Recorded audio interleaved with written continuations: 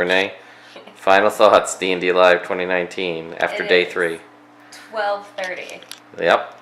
On technically Monday after day 3. What do you got? You asked me to do this literally 30 seconds ago. So I loved it.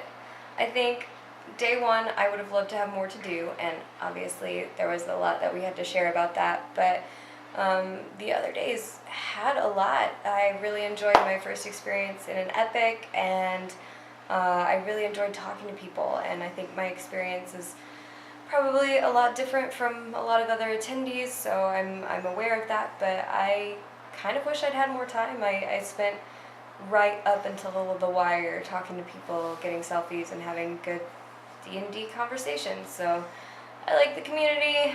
I like you all. I hope you like my wig hair. Cool. I want to hear all your stories. All your stories. But seriously, only about D&D Live. Let's see. Day 1, obviously we had a lot to talk about. I think that day 1 was pretty well done, a little rushed. A lot of things overlapped, and we heard complaints about that all 3 days of the event. Day 2 was a little more lax in the early morning. There wasn't a lot to do, other than take part in the epic that was done during day 2. And that ate up the vast majority of the day, so a group of people were in the epic, a group of people were in the marketplace, which opened to the general public on day 2, and then a group of people were stuck outside pretty much all day, just kind of milling about and talking. Day 3, well, we had already seen the market, and we'd already played the epic, so we just kind of sat outside today. Sat outside and met people. I posted up right outside of a door and screamed at all of the streamers and podcasters that I knew, "I'm your biggest fan!" And basically just rubbed elbows with people all day. General impressions, I had a lot of fun. I met a whole lot of people. I met a whole lot of you guys included. Yeah, woo! I think that it's a great gathering. I do wish that there was a little bit more to do.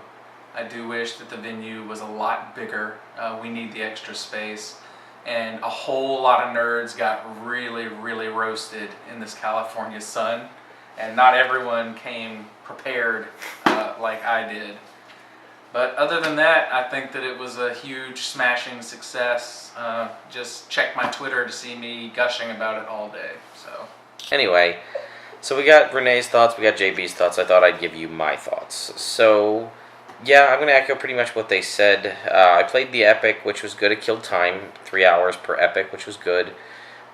Sunday, though, one thing they didn't talk about was the concert. There's no streams. we didn't talk about it for a reason. Yeah, so on Friday and Saturday, they had 2 streams with your popular, famous, DMs and streamers, and they didn't do anything like that on Sunday. They had a concert with several D&D kind of nerdy bands, and it seemed, from what we heard, about half full. It was raining in the morning, so not a lot of people showed up. It seemed to fill up more towards the afternoon with people milling about, people trying to do this quest, which is something we also haven't mentioned, that there was a experience where you basically got a map, and you had to get stamps on your map, and if you went around and you did that, it got you, if you got 5 stamps, you got a soul coin, which is these cool little props that you could get. They had them in the Adventurers League, and there was just like a neat commemorative thing you could get. And that was the only way to do it, but it was technically only allowed for attendees, not talent, so we, myself, Renee, and our other friends were technically not allowed to do that because we were talent. But I guess if you were certain talent, you asked the right person at the right time, they'd give you all of that. So that was kind of one more thing attendees could do. But, there was a lot to do, and it took a while, so people weren't always having the time to do that, especially if they were only there on Sunday. So that was something else that was going on. The concert seemed to not be a huge success, though they did manage to plug in the screen outside, so you could hear the concert when you were outside if you weren't actually inside in the venue.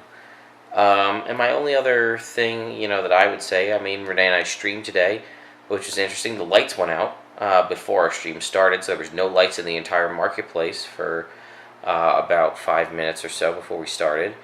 And this is the first time I went over to inspect like the cast and crew kind of craft services area, and there was no food. There was no food. There was no coffee throughout the day, so we didn't really get to partake in too much of that. And of course, we went and bought lunch, and as soon as we bought lunch, they brought in lunch.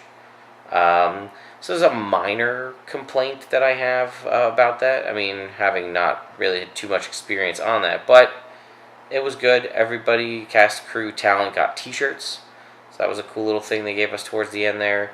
And then if you were there towards the end, people just started giving stuff out. Are you raising your hand, Renee? Yes. Would you like to say a comment? When you're done.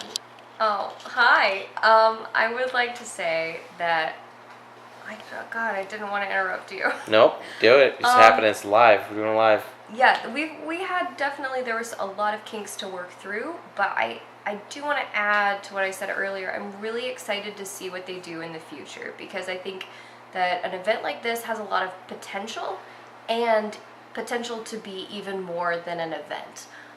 The community was one of the best parts, and I think that what happens in the future is going to be something to watch, because with some bigger space, working out some of the kinks, and figuring out how to get people to shows and get more events and more games, the D&D community brings an awesome, uplifting experience, and I think that that's what this will hopefully be in the future.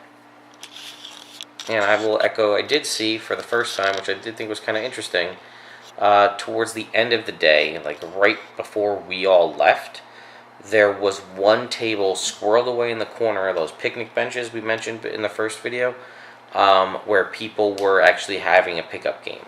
So they had a game of D&D going there. It was a bunch of people around a table, which was funny enough. It was a lot of people I played in the D&D Epic with.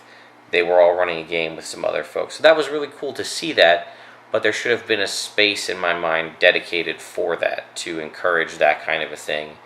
Encourage your own games, or non-Adventure League AL games could have been something. And again, like we've discussed, a room for viewing the podcast, streaming. If you're going to do this where you invite streamers and podcasters to record and do things live, give them a space, a venue for people to watch. Monitors on the outside so people can listen in. Yeah, I mean, it was a glass fishbowl that people could look through, but you couldn't hear. I was centered right in the marketplace. So there's, again, like Renee said, stuff to work out for sure. Will I come back next year if invited? More than likely. Would I come to this if I wasn't invited and getting that ticket comped? Probably not, because that's just another expense for me to fly all the way out here. But that's just my personal opinion. So anyway, that's our day 3 quick wrap-up vloggy type video. Were you at D&D Live 2019? If so, did you enjoy it? If you didn't, either way, one way or another, leave comments down below and let us know. Did you like it? Didn't you like it? What did you like? What didn't you like? If you went to it, would you go back again? That's a question I'll just pull to the room here. Would you go back again? Yeah, I would absolutely go back again. It does help that I'm close by now-ish, close by-ish. Mm-hmm. So I think I would be less likely to go if I weren't performing, but there's still a likelihood that I would go. I would, heck yeah, in a heartbeat, go if I were invited again. Like, hell yeah. Okay, alright, that was good and topical. Sure.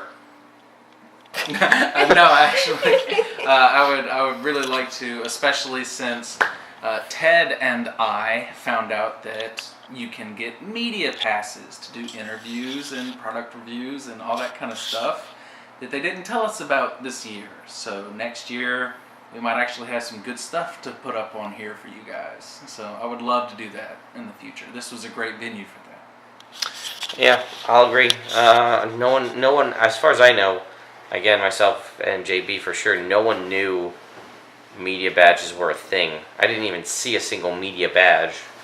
But yeah, I absolutely would have done that, because that would have given you more credibility when you asked for interviews. Not that I couldn't do it now, but I wasn't really fully prepared to do it because I wasn't expecting to. So, again, kinks to work out, but we'll see how it does next year.